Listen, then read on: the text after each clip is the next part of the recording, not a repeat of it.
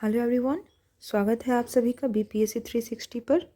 आज हम आपके साथ शेयर करने जा रहे हैं भारत की राज्य व्यवस्था का लेक्चर नंबर 1। यह बीपीएससी, यूपीएससी सहित लोक सेवा आयोग द्वारा आयोजित सभी परीक्षाओं के लिए बहुत ही महत्वपूर्ण है, तो इस लेक्चर पर ध्यान दीजिएगा। देखते हैं हमारा आज का पहला टॉपिक क्या है। हमारा आज का टॉपिक है भारतीय संविधान का विकास क्रम। दोस्तों, ये कहानी शुरू होती है 1773 ईस्वी तक और चलती जाती है 1935 ईस्वी तक। आपको पता ही है कि 1947 में हमें आज़ादी प्राप्त हुई थी और इसके पूर्व आखिरी बार 1935 में भारत शासन अधिनियम पारित किया गया था। ये सवाल बहुत आता है प्रीलिम्स में भी, मेंस में भी, कि हमारे संविधान पर 1935 के भारत शासन अधिनियम का कौन कौन सा प्रभाव है और कितना है। अच्छा, इससे पहले कि हम 1773 ईस्वी से क्या शुरू हुआ था, थोड़ा सा बैकग्राउंड देखेंगे। तो कहानी शुरू होती है 1600 ईस्वी से, जबकि ईस्ट इंडिया कंपनी भारत आई। एक चीज़ जहाँ पे स्टूडेंट काफ़ी कंफ्यूज होते हैं, वो ईस्ट इंडिया कंपनी और ब्रिटिश सरकार दोनों को समान मानकर चलते हैं, जबकि ऐसा है नहीं। इस चीज़ पर ध्यान दीजिएगा कि एक है देश, उस टाइम भी ये देश था ब्रिटेन जिसका नाम है, और वहाँ पे कई कंपनियाँ थीं, जिसमें से कि एक कंपनी थी ईस्ट इंडिया कंपनी, जो कि एक्सक्लूसिव राइट यानी कि अनन्य अधिकार के साथ पहुँच गई कहाँ, भारत।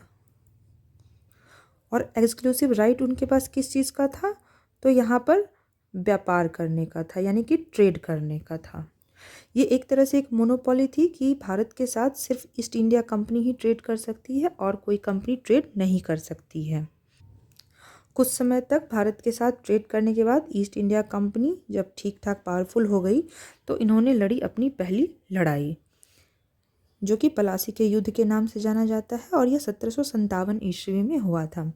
प्लासी की लड़ाई बंगाल के नवाब सिराजुद्दौला और ईस्ट इंडिया कंपनी के साथ हुई, जिसमें कि सिराजुद्दौला को हार का सामना करना पड़ा। और बंगाल के नवाब के रूप में अंग्रेज़ों ने पहले मीर जाफ़र फिर मीर कासिम को अपने पपेट नवाब के रूप में स्थापित किया। मीर कासिम ने क्या किया कि बंगाल के मुर्शिदाबाद से राजधानी को लेकर चले गए मुंगेर। मुंगेर में जो अभी आप लोग किला देख रहे हैं, वो मीर कासिम का ही बनाया हुआ है।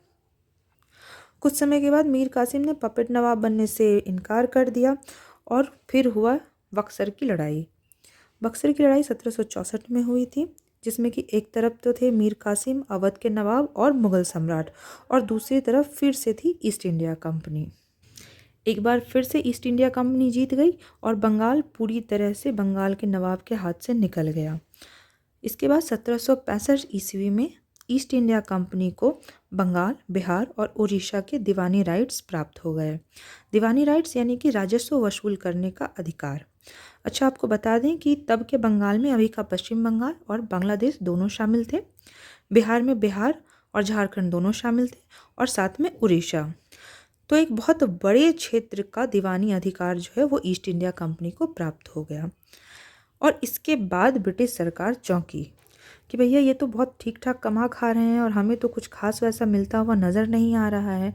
तो इन्होंने कहा कि ठीक है, तुम कर रहे हो व्यापार, करो, कोई दिक्कत नहीं है, लेकिन अब हम तुम्हारे तरह इसको रेगुलेट करेंगे। किसको रेगुलेट करेंगे?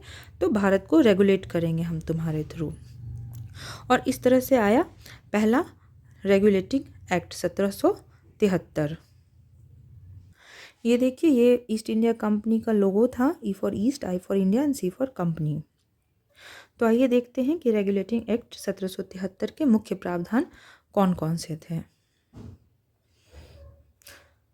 तो कंपनी के कार्यों को नियंत्रित करने के लिए ब्रिटिश सरकार द्वारा यह पहला कदम उठाया गया था, जिसके द्वारा पहली बार कंपनी के प्रशासनिक और राजनीतिक कार्यों को मान्यता मिली थी कि हाँ ठीक है, तुम यहाँ पर शासन कर रहे हो, बहुत अच्छी बात है, तुम राजनीतिक गतिविधियों को हैंडल कर रहे हो, ये भी बहुत अच्छी बात है, तो हम तुम्हें अपनी तरफ से मान्यता प्रदान करते हैं।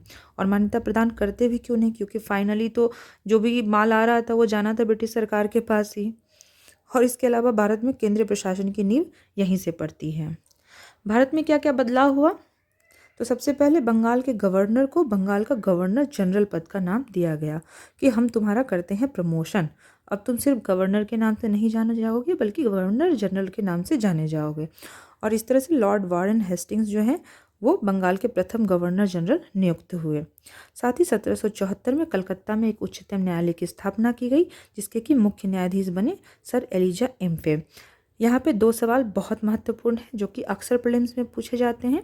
पहला कि बंगाल का प्रथम गवर्नर जनरल कौन थे, तो उसका उत्तर होगा लॉर्ड वारेन हेस्टिंग्स। और दूसरा कि उच्चतम न्यायालय की स्थापना पहली बार कब हुई थी, तो वो 1773 के रेगुलेटिंग एक्ट के तहत हुई थी 1774 ईस्वी में, जिसके कि मुख्य न्यायाधीश थे सर एलिजा एम्फे। तो इसे ध्यान में रखिएगा।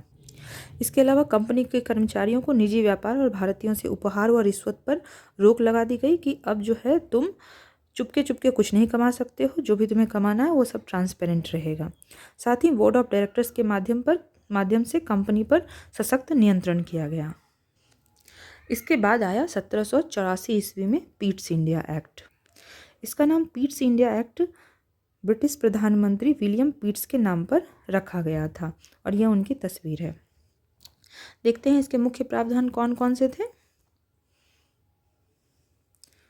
तो सबसे पहले इसके ज़रिए दोहरे प्रशासन की नींव रखी गई। दोहरा प्रशासन किस तरह से कि एक तो बोर्ड ऑफ डायरेक्टर्स का गठन किया गया जो कि कंपनी द्वारा भारत में किए जाने वाले व्यापार पर नियंत्रण रखता था, व्यापार की गतिविधियों को ध्यान में रखता था। और दूसरा 6 सदस्यों का बोर्ड ऑफ कंट्रोल का गठन किया गया जो भारत में कंपनी द्वारा राजनीतिक मामलों को ऑब्जर्व करने के लिए बनाया गया। इसके बाद आता है 1813 का चार्टर अधिनियम। यह जो तस्वीर आप देख रहे हैं यह उस समय लंदन में स्थित house of east India company की तस्वीर है। ध्यान से देख लीजिए, उस टाइम भी ये लोग काफ़ी अमीर हुआ करते थे भाई। चलिए देखते हैं 1813 के प्रमुख प्रावधान कौन कौन से थे। तो कंपनी के अधिकार पत्र को 20 वर्षों के लिए और बढ़ा दिया गया। अच्छा, ये क्या करते थे ना कि 20-20 वर्षों के लिए कंपनी के अधिकार पत्र को बढ़ा देते थे। जैसे कि 1813 हुआ, फिर 1833 हुआ, फिर 1853 हुआ, और इससे पहले कि 20 वर्षों के लिए बढ़ाते 1857 बीच में आ गया और यहाँ पे इनका क्रम टूट गया। अब तक ये चार्टर अधिनियम ला रहे थे, 1858 में इनको भारत शासन अधिनियम लाना पड़ा। तो ब्रिटिश सरकार ने कंपनी के अधिकार पत्र को 20 वर्षों के लिए और बढ़ा दिया गया। साथ ही कंपनी का भारत के साथ जो व्यापारिक एकाधिकार था वो समाप्त कर दिया गया कि अब तुम जो है अकेले नहीं कमा पाओगे, अब तुम्हारे अलावा और भी लोग जाकर भारत से कमाकर वापस ब्रिटिश सरकार के पास लाएंगे। एक्सेप्शन में एक चीन था, चीन के साथ कंपनी का व्यापारिक एकाधिकार बना रहा। इसके अलावा ईसाई धर्म प्रचारकों को भारत आने की अनुमति प्राप्त हुई। भारत के दरवाजे जो हैं वो ईसाई धर्म प्रचारकों के लिए भी खोल दिए गए कि तुम आओ, एक हाथ में फंड लेकर के आओ और दूसरे हाथ में बाइबिल, और यहाँ के लोगों को बाइबिल का ज्ञान दो। और इस तरह से ईसाई धर्म प्रचारक भारत पहुँचने लगे और भारत में ईसाई धर्म का प्रचार भी होने लगा। एक तरह से यहाँ भी हम देख सकते हैं कि 1857 की क्रांति का नींव इस जगह भी पड़ गया था। इसके 20 सालों के बाद आता है 1833 का चार्टर अधिनियम। अच्छा, इन दो व्यक्तियों को ना, इन दो मान्यवरों को बड़े ध्यान से देख लीजिएगा। ये दोनों बहुत ही महत्वपूर्ण पुरुष हुए हैं इतिहास में। इन्होंने तो फिर भी कुछ कम समय के लिए शासन किया, लेकिन ये जो हैं वो डायरेक्टली और इनडायरेक्टली अब तक भारत में शासन कर रहे हैं। इनका नाम हुआ सर विलियम बेंटिक और इनका शुभ नाम हुआ लॉर्ड मैकाले। नाम तो सुना होगा।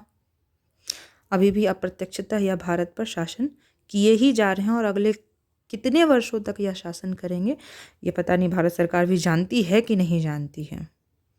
चलिए देखते हैं 1833 के मुख्य प्रावधान क्या क्या थे। तो कंपनी के व्यापारिक एकाधिकार को समाप्त कर दिया गया पूरी तरह से। बंगाल के गवर्नर जनरल अब प्रमोट होकर के भारत के गवर्नर जनरल बन गए और पहले गवर्नर जनरल कौन बन गए? लॉर्ड विलियम बेंटिक, जिनका की तस्वीर हमने आपको दिखा दिया है। साथ ही गवर्नर जनरल के परिषद में विधि सदस्य के रूप में चौथा सदस्य शामिल हुआ, और जब विधि सदस्य के रूप में चौथा सदस्य शामिल हो गया तो भारत में पहले विधि आयोग की भी स्थापना हो गई। यह स्थापना 1835 में हुई थी, ध्यान दीजिएगा। किसकी अध्यक्षता में? तो लॉर्ड मैकाले की अध्यक्षता में। अच्छा, फिलहाल जो है वो 22nd लॉ कमीशन चल रहा है। लॉ कमीशन एक नॉन स्टैट्यूटरी बॉडी है जो कि भारत सरकार द्वारा 3 वर्षों के लिए गठित की जाती है, तो इसे ध्यान में रखिएगा, कई बार इस तरह के सवाल आ सकते हैं। इसके अलावा ऑब्जेक्टिव में ये भी पूछा जा सकता है कि पहला विधि आयोग भारत में कब गठित हुआ था, तो इसका जवाब है 1835 में, 1833 के चार्टर अधिनियम के अंतर्गत लॉर्ड मैकाले की अध्यक्षता में। और साथ ही इसके अंतर्गत पूरे देश के लिए एक ही बजट तैयार करने का भी अधिकार प्रदान किया गया। फिर आता है 1853 का चार्टर अधिनियम। इसमें जो सबसे मुख्य बात हुई वो ये कि पहले जो है कंपनी के इम्पॉर्टेंट पोस्ट पर रेफरेंस के थ्रू ज्वाइनिंग होती थी कि चलो ये जो है हमारे चाचा के बेटे के भाई हैं, तो जो है इसे हम काम पर रख लेते हैं, ये अच्छा काम करेंगे। लेकिन 1853 में कंपनी के महत्वपूर्ण पदों पर प्रतियोगी परीक्षाओं के द्वारा भर्तियां शुरू की जाने लगी और इसके लिए भी मैकाले समिति का ही गठन किया गया। साथ ही कंपनी के विधायी और प्रशासनिक कार्यों को अलग किया गया कि भैया तुम अब कानून अलग बनाओगे और शासन जो है अलग करोगे, जिसको कि हम लोग अभी लेजिस्लेशन और एग्जीक्यूशन के तौर पे भी जानते हैं। इसके बाद आता है 1858 का भारत शासन अधिनियम। ध्यान दीजिएगा, नाम अब बदल गया है। अब तक आप चार्टर एक्ट पढ़ रहे थे, अब आप गवर्नमेंट ऑफ इंडिया एक्ट पढ़ रहे हैं और ये ईस्वी है 1858, यानी कि पिछले ही साल 1857 घटित हो गया है। और 1857 में हुआ क्या था, तो एक बहुत बड़ी क्रांति हुई थी जिसके बाद कि ब्रिटिश सरकार ने शासन को सीधे अपने हाथों में ले लिया और ईस्ट इंडिया कंपनी को लिक्विडेट कर दिया गया। सरकार ने ईस्ट इंडिया कंपनी से कहा कि अब जो है तुमसे हो ना पा रहा है बेटा, तो अब जो है ये तुम मुझे ट्रांसफ़र कर दो। 15 सदस्यों की भारत परिषद यानी कि काउंसिल ऑफ इंडिया का भी गठन किया गया, जिसमें 8 सदस्य ब्रिटिश सरकार के तो 7 जो हैं कंपनी के सदस्य होते थे। साथ में मुगल सम्राट के पद को समाप्त कर दिया गया क्योंकि 1857 में मुगल सम्राट के पद के नीचे ही सभी क्रांतिकारी जो है एकत्रित हुए थे, तो इन्होंने कहा कि अब जो है हम इस जड़ को ख़त्म कर देंगे और उन्होंने मुगल सम्राट के पद को समाप्त कर दिया गया। साथ ही जब उन्होंने बोर्ड ऑफ डायरेक्टर्स और बोर्ड ऑफ कंट्रोल का गठन किया था उसे भी समाप्त कर, तुम भी चले जाओ, अब जो है नई चीज़ें आएंगी। तो उन्होंने ब्रिटिश मंत्रिमंडल में भारत का राज्य सचिव नाम के पद से नियुक्ति की, जो कि काफ़ी इम्पॉर्टेंट व्यक्ति माना जाता था। भारत के मामले पर यह जो कह देते थे वो ब्रह्मा का लकीर हो जाता था कि हाँ बस अब यही होगा। इसके अलावा ब्रिटिश सरकार ने कहा कि भारत का गवर्नर जनरल अब भारत का गवर्नर जनरल नहीं कहा जाएगा, मेरा मूड हो गया कि अब हम इसको चेंज कर दें। तो उन्होंने हमारे योगी जी की तरह नाम चेंज कर दिया, क्या कहेंगे, भारत के गवर्नर जनरल को भारत के वाइसराय। और इस तरह से लॉर्ड कैनिंग जो है भारत के पहले वाइसराय बने। ये भी एक बहुत इम्पॉर्टेंट क्वेश्चन है, कई बार आता है कि भारत के पहले वाइसराय कौन थे, तो आंसर होगा लॉर्ड कैनिंग। दोस्तों, इसी के साथ हमारा आज का वीडियो समाप्त होता है। वीडियो कैसा लगा ये आप हमें कमेंट करके बताइएगा। साथ ही इसे लाइक भी कीजिएगा, दोस्तों के साथ शेयर भी कीजिएगा और चैनल सब्सक्राइब करना तो बिल्कुल मत भूलिएगा, क्योंकि आने वाले दिनों में जीएस से जुड़े सभी तरह के टॉपिक्स इस पर अपडेट किए जाएंगे। और आपने अपने कीमती वक्त से 14 मिनट निकाल कर इस वीडियो को दिया है, इसके लिए बहुत सारा धन्यवाद। फिर मिलते हैं शाम को करंट अफेयर्स अपडेट के साथ। Thank you for watching.